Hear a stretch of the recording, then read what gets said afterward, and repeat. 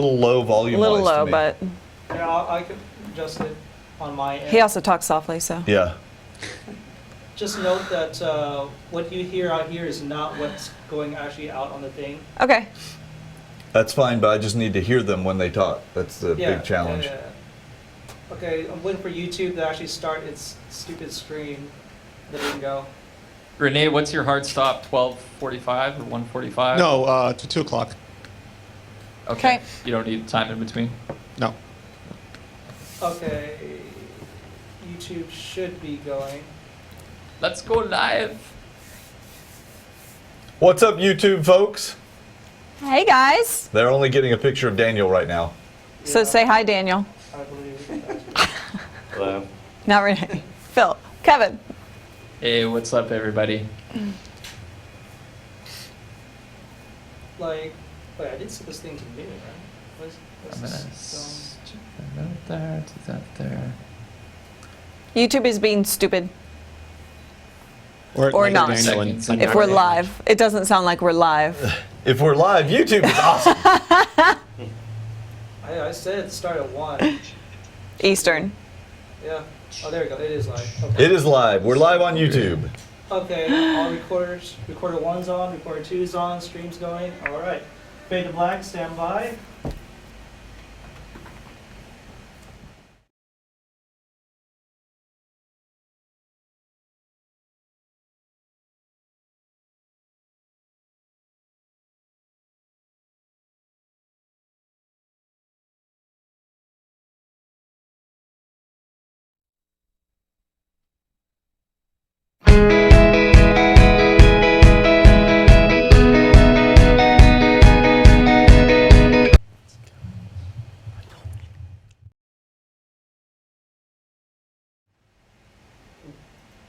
Hey, guys. Welcome. Last week we were in New York, but not this week. We're in the studio like we told you we would be. John is joining I us. am here.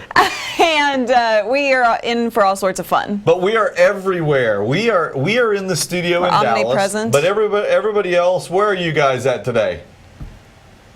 Winnipeg, Montreal. Long Island. Florida. Florida, New York, Canada, Texas. We're all over the place. We are all over the place. Massively distributed. That's right. It's an MDSV, massively distributed video system. Yeah, that. Whatever. Making up stuff. That's right. That's what we do here. So, Kevin, why don't you tell everybody, if they're just joining us, what to expect this week?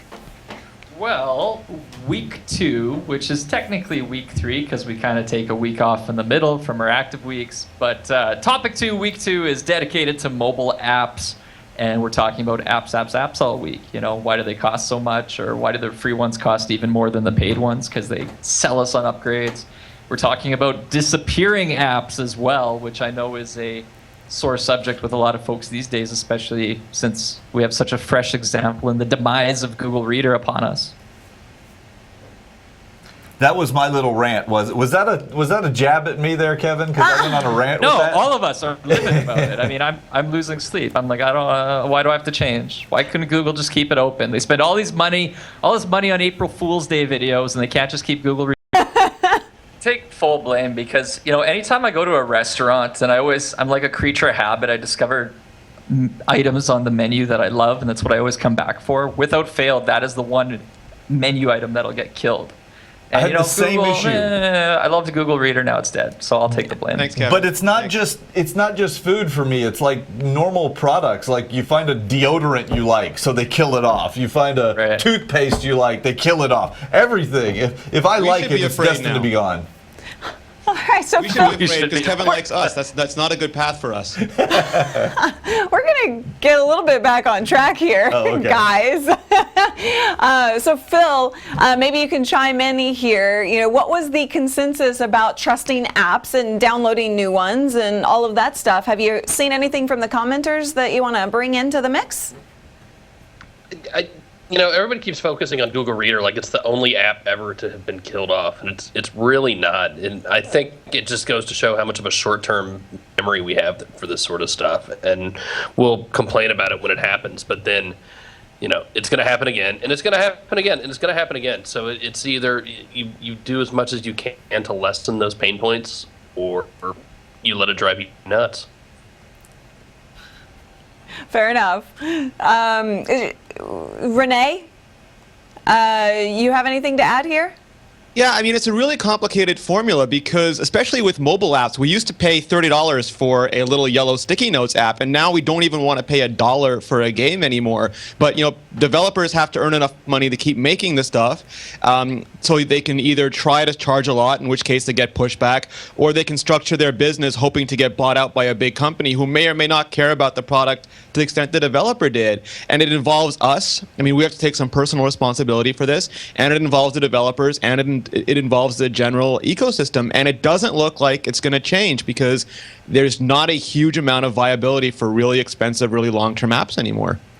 Daniel, today you mentioned that, you brought up a point where in the video we released today where what if somebody bought an app and paid good money for it? I don't know, 30, 40, 50 bucks for it. And then like 2 months later, 3 months later, that company goes out of business. The app is no longer supported. What's the ethical obligation there?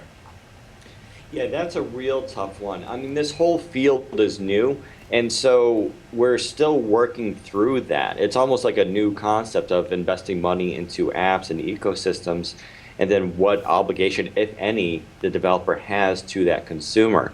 There are no warranties. It's not even like when you buy hardware today, you can at least usually get guarantees that you'll have, like, Palm, for instance. They're still kind of doing little updates through HP to make sure those devices keep running.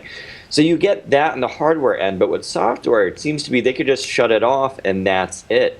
Luckily, it's a pretty rare phenomenon. Now, Google Reader, everybody keeps bringing up, but in fairness to Google, they do kill off services here and there, but it's a pretty rare thing. I just think Google Reader is like the most popular and prevalent so far, and so it's catching a lot of headlines.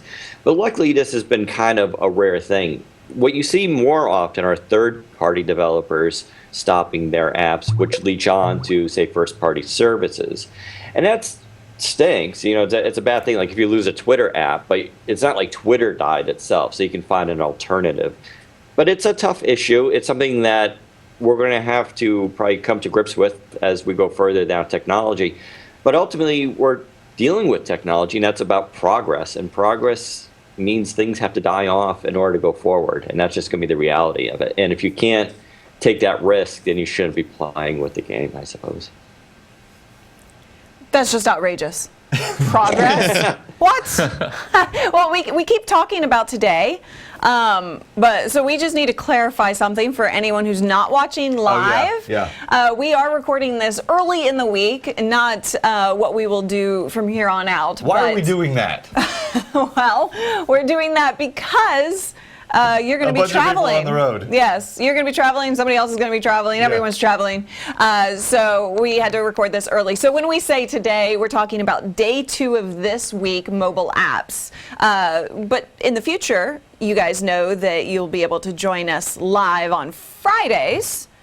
But today, you're live. Anyway, just wanted to clarify. Speaking of the daily things and joining us live, Kevin, we just did a hangout.